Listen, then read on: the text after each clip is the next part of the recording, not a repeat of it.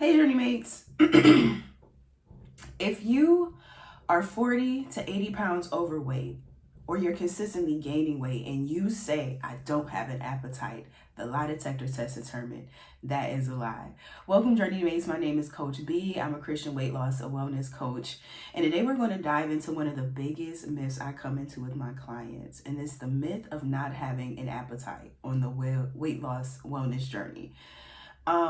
So let's dive straight into it. And if you have any questions, please put them in the comment section. I will be checking. You never know, it might inspire more content. So I don't know why, but I want to name this Stop the Cap, because this is one of the most challenging things taking on new clients. They come in and their digestive system isn't functioning properly. They are eating a lot of high processed, low fiber meals, and we get on their meal plan that reflects their wellness needs, not just their weight loss goals. And they say, I'm not able to eat this. I don't have an appetite, right? And so we spend a couple weeks unpacking that, depending on how deep this mindset or situation is for each individual, right? Now, on one hand, it's not losing time if they get breakthrough from it, but I'll be one that gets to the work and the gains, okay? So hopefully you watch this podcast and it blesses you and you begin to do this work. If you're on your own journey without support, and if you're on your journey with me, with support or with whatever professional. Okay, so let's get into it. The only way to gain weight, unless you're on some type of medication or you have some type of diagnosis, which let me get to the point, is by eating in excess, right? You need 1,300 calories a day, which is super low. You need more than that. I think a female needs at least 1,600 calories for her organs to function properly. Sorry, y'all. I'm gonna just keep going. I paused the recording of the podcast. It doesn't matter. We're gonna keep pressing. So let me repeat that. Okay, bear with me, y'all. The only way for you to gain weight is by eating in excess. The only way for you to gain weight is by eating in excess. So someone is going to say, no, that's not true. I have a diagnosis that creates something that makes me gain weight. The diagnosis increases your appetite, or the medication increases your appetite, so you eat more. But the only way that more weight gets on your body is because you consume more calories or more water, and that therefore creates more fat or more muscle. Does that make sense? The only way for weight to attach itself to your body is because you consume calories, and that has been added into your weight count. Okay, we got to get clear about that, because if we're not clear about that, then we'll try to treat this problem with solutions that don't work. The solution is you need to eat less, or you need to increase your metabolism. That's how we lose weight. That's how we lose weight sustainably, right? And so if the first step on your wellness journey is to get on a meal plan or a workout plan that will increase your metabolism, we got to overcome this myth of I don't have an appetite. You do have an appetite. You eat or drink your calories in excess. That's a fact. That's just based on the fruit, what we see, right? Now let's unpack some of the reasons why that might be going on and how to fix it. And I'm sorry if I come across too passionate here. I'm passionate about you getting to your end goal. Okay. And I know that this mindset, this thought process is a barrier to you getting there. So I'm on fire about that. I am no way am judging you, because I can't say I've been in your position. I always had an appetite. Even when I didn't feel good, I would eat. Okay. But I have been in a situation where I wasn't attached to my hunger cues, but I was still eating in excess. So I can relate, but I can't relate with this particular issue. I have walked people through it, and I'm very gentle, or I meet them where they are. If they need a push, I give a push. If they need nurturance, I give them nurturance. But let's get back into this topic. So yeah, in order to increase your metabolism, you need to eat meals regularly. So a coach will probably look at how many calories you need to ingest, what your macros need to be, and give you a wellness plan that includes eating 4 to 6 times throughout the day to get those calories in a way that increases your metabolism. But here comes this thought, I'm not hungry, I'm not hungry, I'm not hungry, or I don't have an appetite. And so you don't do it and you don't see the fruit of that labor. Here's why you don't feel hungry in most instances. This is assuming that you don't have a medical diagnosis that's creating some of this stuff, okay? This is assuming that you are a relatively healthy person and being overweight is your main wellness issue. You're not hungry because you're eating high processed 1 to 2 times a day. And that's not enough to boost your metabolism. There's not enough fiber in your system to really push this food through your body. So you might have 20 pounds of just undigested food in your body. So you're just constantly adding more to that load, and you never really feel the hunger cues because you're clogged up on the inside. Does that make sense? If you were eating high fiber food, that's within your caloric range.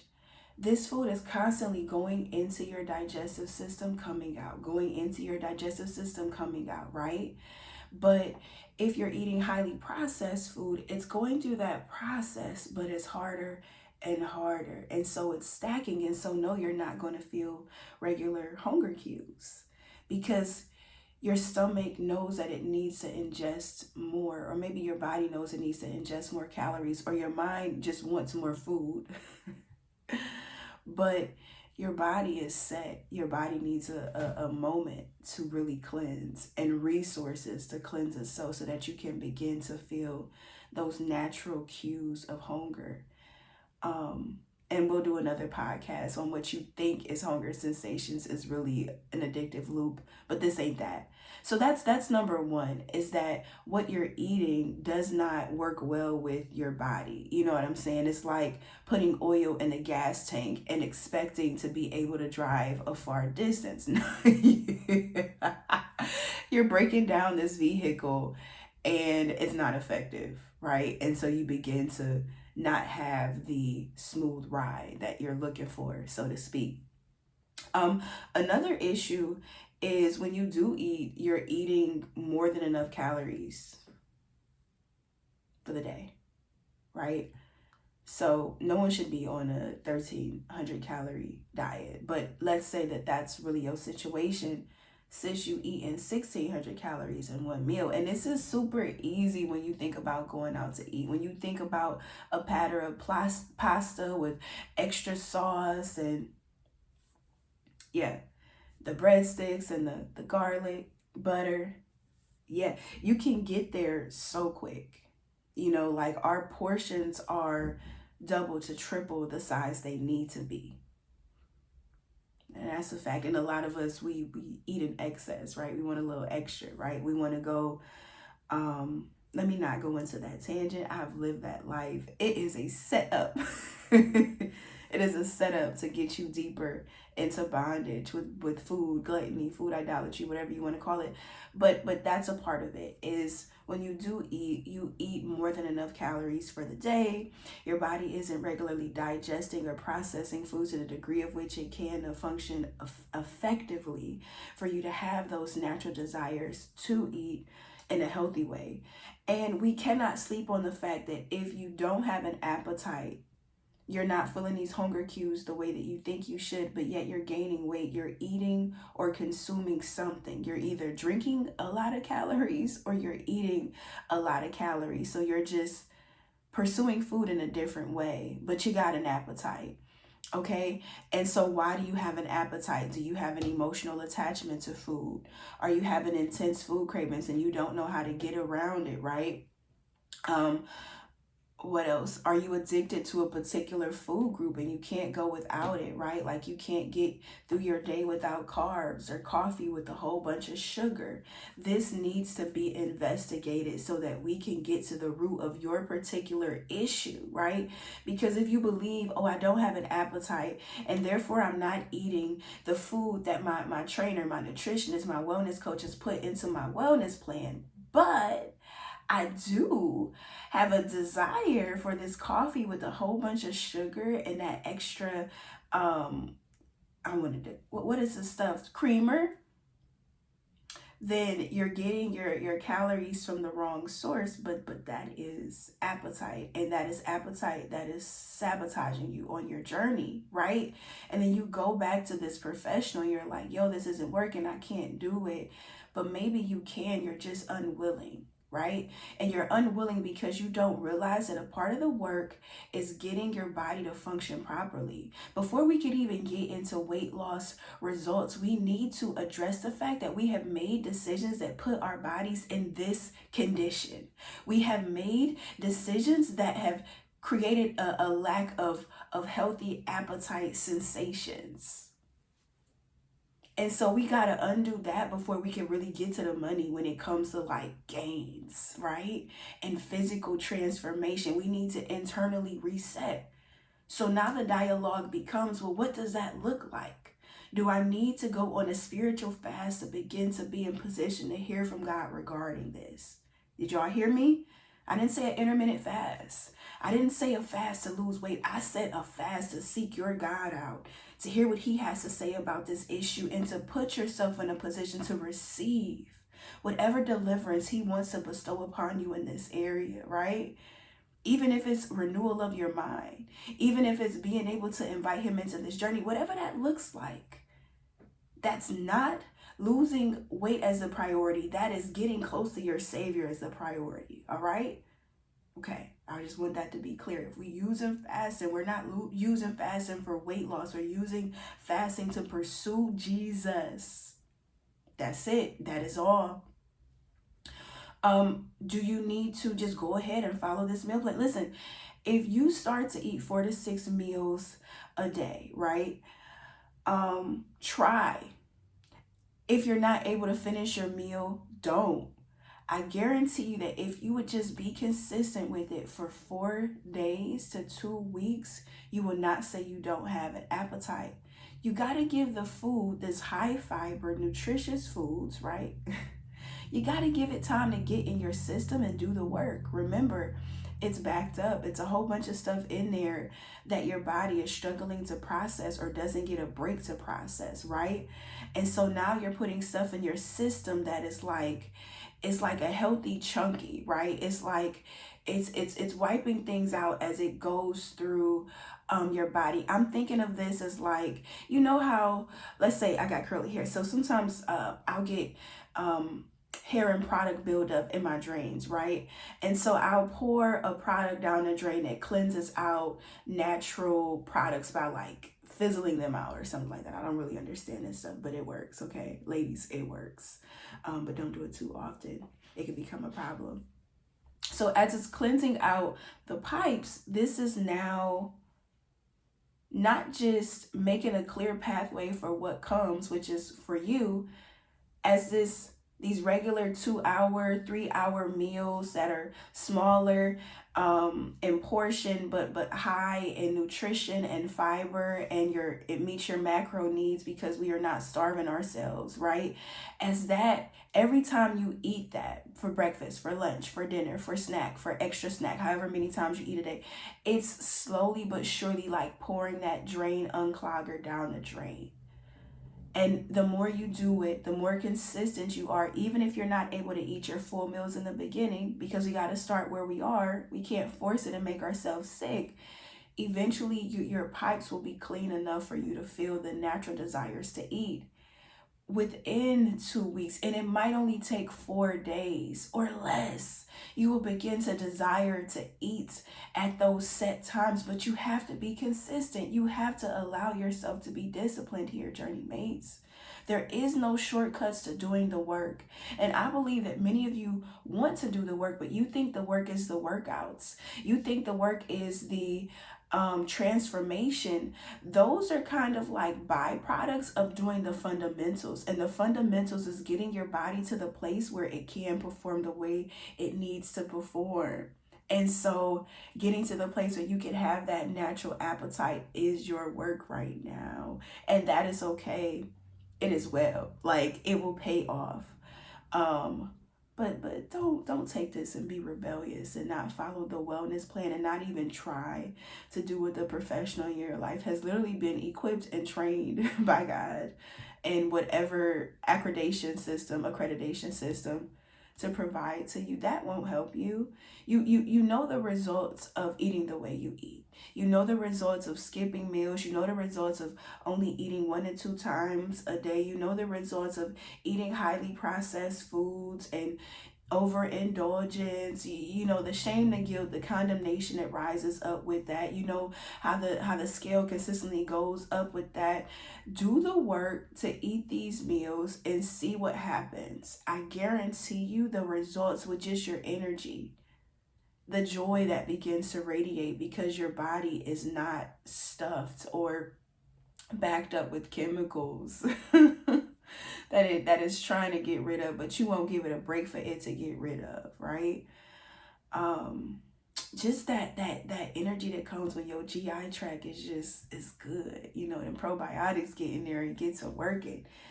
It it's an amazing short-term win. It's a win that fuels you for this journey. It's a win that helps you continue, right? And then we get those moments of like, yo, I feel so good. And we still go get our processed meals. We get back clogged up. We get low energy. We get fatigue. And it's, I don't wanna. Listen, your taste buds are doped up. They're drugged out, right? They are. And it's really hard to appreciate food in its natural state or less seasoned with a bunch of condiments, with a bunch of oils, with a bunch of processed or preservatives added, however you want to call it, whatever you want to say. It's hard to appreciate it when your taste buds are doped up. And it's your responsibility to go through the detoxification process with Jesus so that you could appreciate food. So that you could appreciate food in its closest to natural state. I'm not saying eat raw. I'm not even there yet. It is an aspiration. But, you know, a lot of times y'all be making these meals. I have been in this group. I could go back to this group if I don't stay at the feet of Jesus about it. Your meal, if you're broke, is like 50% carbs, 25% protein, maybe 35% protein. And that leaves what, maybe 15%, 15% for a vegetable, right? And then when we dub down on what this vegetable looks like, it's overcooked. It's a small portion of it. It's minimal, right? Like you done added a whole bunch of seasonings and oils and, oh, I needed to marinate it, right? So like you if it was raw, then you done cooked it down and seasoned it down and did all of this stuff to alter it, which it's better than nothing. Glory be to God. I see you. I see your strides, but it's not enough to get into that system and unclog that pipe, right? Especially when you look at the combination. And if your money is good, well, then you probably got a foundation that's dag near 40% carbs, 40% protein, and the rest is a vegetable. And when I say carbs, because vegetables have carbs in them, I'm talking about a processed carb. I'm talking about your rice, your potatoes, right? Like the starchy stuff, the biscuits. I'm talking about those carbs because I believe that that's what you associate this with. Now, a whole grain is amazing. That's a whole nother conversation, but we'll save that for another day. All right, journey mates. So if you walk away with anything from this podcast, listen, if you're consistently gaining weight, the fruit is that, yeah, you do have an appetite, right? Because you can't gain weight without consuming calories in excess. So now the work becomes unpacking why you don't have these hunger cues and what you can do to put yourself in a position to have these hunger cues. And I suggested fasting to seek God out about this stuff, and prayerfully he'll increase your awareness and begin to break off these strongholds that are binding you in this area or preventing you to see with clear eyes. I also suggested following the wellness plan, right? Whatever caloric needs you have, breaking that up into 4 to 6 meals throughout the day in a way that meets the needs of your macros, which means you have to take responsibility of tracking your macros for at least a season to learn this stuff. I also am saying that instead of having these foundations of meals that are highly carbs, processed carbs, and highly protein, that's typically not even lean protein, begin to get to that place of high fiber, which means my vegetables and my fruit. If that can cover half of your plate and the protein and hopefully whole grain carbs covers the other half of your plate, we on to something, okay? We get into the money. It's impossible to not see transformation on the inside and then the outside if we don't do that work. All right, if you have questions, please put them in the comment section below. I want to get into it with y'all. But ultimately, trust Jesus on this journey maze. Like, we taking it in strides. You know what I'm saying? Every win is a win appreciated. You know, it is miserable trying to get to our end goal of preventing disease or reversing disease, or, you know, seeing our bodies transform, get toner, get lighter. If we don't appreciate every step we're taking in the right direction. For some of you listening to this podcast, when it was irritating you, is a step in the right direction. For others, applying information from this podcast into your wellness journey is a step in the right direction. Each step counts, especially if you're seeking God out about this and trusting him in the midst of it, because he is the God that delivers, right? We can do our natural work, but when Jesus gets involved and he does the supernatural, strongholds break off. All right, I keep trying to close out. Be encouraged, and I will see you next time.